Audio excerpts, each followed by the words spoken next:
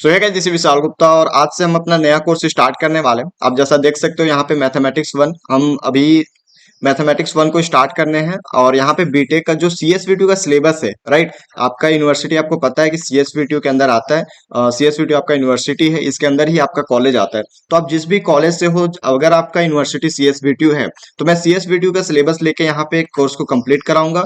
और बेसिकली आप अगर किसी और भी यूनिवर्सिटी से हो तो उसका भी लगभग सिलेबस सेम ही होता है। यहाँ पे हमारा बीटेक अभी चल रहा है, बी पहले था, आपको पता ही है। तो यहाँ से बीटेक का सिलेबस हम देखेंगे और आज के इस क्लास में हम बेसिकली किस तरीके से आपका रोड मैप होगा, किस तरीके से आपको पढ़ना है और क्या क्या बुक आपको रेफर करना है, तो इसके बारे में हम देखेंगे। और सिलेबस के बारे में देखेंगे कि जो M1 का सिलेबस है वो क्या क्या कहता है। तो यहाँ पे अगर हम देखा जाए तो आपको 5 यूनिट देखने को मिलेगा, 5 यूनिट यहाँ पे पढ़ना है।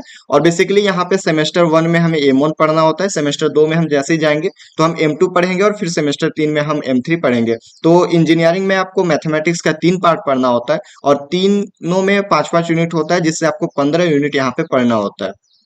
तो बेसिकली M1 में हम पहले 5 यूनिट पढ़ेंगे और ये बीएससी से थोड़ा सा नॉर्मल लेवल ही होता है। इसमें हम वही चीज पढ़ते हैं जो हमें इंजीनियरिंग में यूज करना होता है, राइट। तो इस तरीके से हमारा सिलेबस यहाँ बिल्कुल अलग होता है।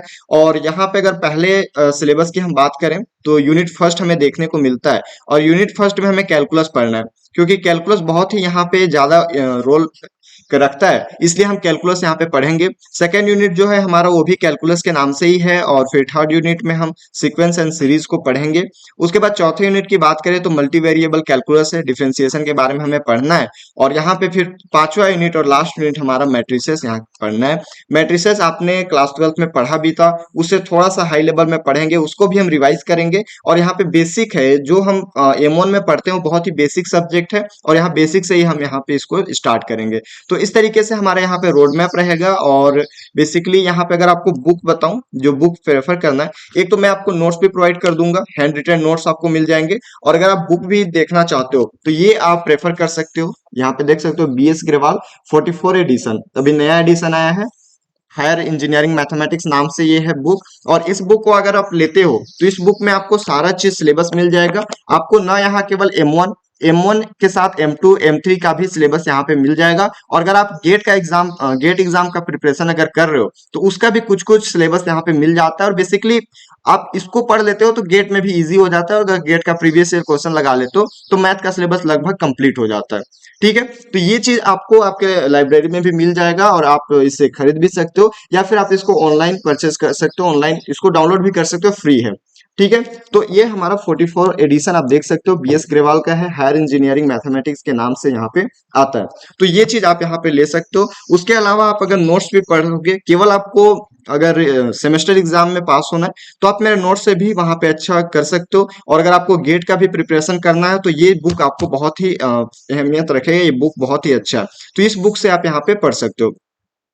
उसके बाद अगर देखा जाए M1 का सिलेबस, तो अगर हम सिलेबस की बात करें तो पहला जैसे मैंने आपको बताया था कि पहले में हमें कैलकुलस पढ़ना है। इसमें हमें आप देख सकते हो रिडक्शन फॉर्मूला पढ़ना है, बीटा गामा फंक्शन पढ़ना है, ये बहुत ही इंपॉर्टेंट है। और बेसिकली हम अभी 12th से जो पढ़ के आए हैं तो वहां हमने सिंपल सिंपल इंटीग्रेशन पढ़ा है, सिंपल कैलकुलस पढ़ा है। लेकिन यहाँ पे थोड़ा सा उसी को हम हायर लेवल में पढ़ते हैं।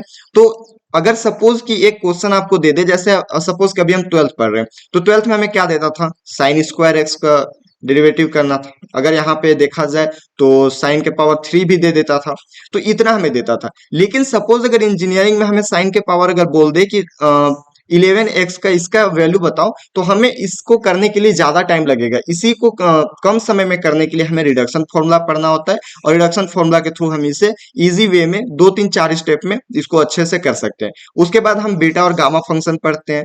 बीटा और गामा फंक्शन बहुत ही इंपॉर्टेंट है, इससे एक क्वेश्चन आपको हमेशा देखने को मिलता है, बहुत ही बेसिक ये टॉपिक है, राइट। उसके बाद हम देख सकते हो सरफेस एरिया एंड वॉल्यूम यहाँ पे पढ़ते हैं। तो वॉल्यूम के बारे में भी, सरफेस एरिया के बारे में भी पढ़ना है। और ये बहुत ही छोटा यूनिट है और यहाँ से लगभग आपको क्वेश्चन एक देखने को मिलता है, ये सरफेस एरिया और वॉल्यूम से एक क्वेश्चन आपको देखने को मिलता है। और यहाँ से एक रिडक्शन फॉर्मूला से भी क्वेश्चन देखने को मिलता है। अगर हम यूनिट 2 की बात करें तो यहाँ पे भी कैलकुलस है, इसमें आपको रोल्स थ्योरम पढ़ना है, मीन वैल्यू थ्योरम पढ़ना है, ठीक है, टेलर और मैक्लूरियन थ्योरम पढ़ना है।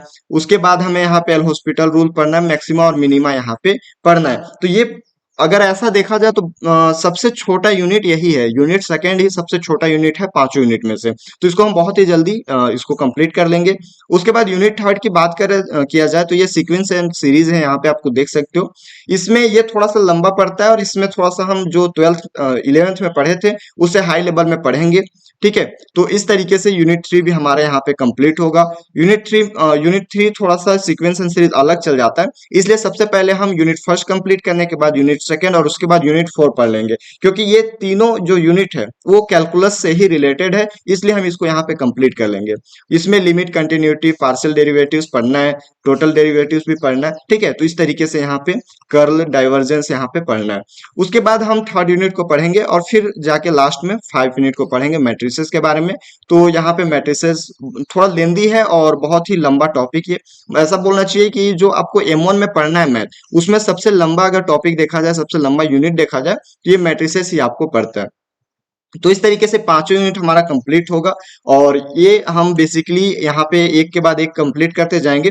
और आप अगर ट्वेल्थ में थोड़ा सा भी अगर कॉन्सेप्ट आपका क्लियर होगा तो यहाँ हम इजिली बहुत ही अच्छे तरीके से पढ़ सकते हैं, क्योंकि इसमें ये पूरा जो चैप्टर है, पूरा यूनिट ही है, पूरा बेसिक है।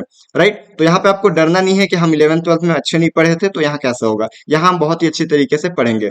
तो मैंने आपको बुक भी बता दिया कि कौन सा बुक प्रेफर करना है। उसके बाद आप नोट्स भी प्रोवाइड हो जाएगा। आप मेरे टेलीग्राम चैनल ज्वाइन कर सकते हो, टेलीग्राम चैनल का लिंक मैं दे दूंगा, या फिर आप सर्च कर सकते हो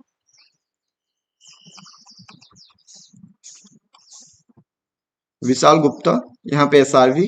तो ये आप सर्च करोगे तो यहाँ पे टेलीग्राम चैनल मिल जाएगा और वहां पे आपको नोट्स प्रोवाइड किए जाएंगे या फिर आपको यहाँ पे भी नोट्स दिए जाएंगे। तो इस तरीके से हमारा रोड मैप है। कल से हमारा बेसिकली डेली एक लेक्चर आएगा और वहां से आपको हम स्टार्ट करेंगे, यूनिट फर्स्ट से, कैलकुलस से हम स्टार्ट करेंगे और इस तरीके से हम एक के बाद एक पढ़ते जाएंगे। आई होप ये सिलेबस आपको कंप्लीट समझ में आया होगा। ये मैं CSVTU का सिलेबस लेके चल रहा हूँ, CSVTU का सिलेबस हम यहाँ पे ले रहे हैं। और आप अगर दूसरे यूनिवर्सिटी से भी हैं तो वहां के भी सिलेबस लगभग सेम ही है। राइट, तो आप सिलेबस मैच कर सकते हो, उसके बाद यहाँ से पढ़ सकते हो। और अगर आप चाहते हो कि अगर आप दूसरे यूनिवर्सिटी से भी हो तो उसका भी मैं सिलेबस का एनालिसिस करा दूंगा।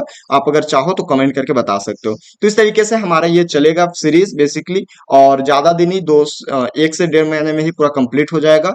2 महीने ज्यादा ज्यादा हाईएस्ट लगे तो लगे, नहीं तो फिर 2 महीने तक कंप्लीट ही हो जाएगा। तो बेसिकली ये हमारा रोड मैप रहेगा। आई होप ये वीडियो आपको पसंद आया हो। मिलते हैं नेक्स्ट वीडियो। कल से हम स्टार्ट करेंगे अपना नया यूनिट और वहां से हम बेसिकली रेगुलर, आपको क्या करना है, जो चीज मैं पढ़ाऊंगा वो चीज पढ़ के आना है और जितना मैं क्वेश्चन कराऊंगा उसको करना ही है। बाकी आपको इस बुक से, अगर आप ये बुक प्रेफर करते हो तो इस बुक से आप क्वेश्चन कर सकते हो।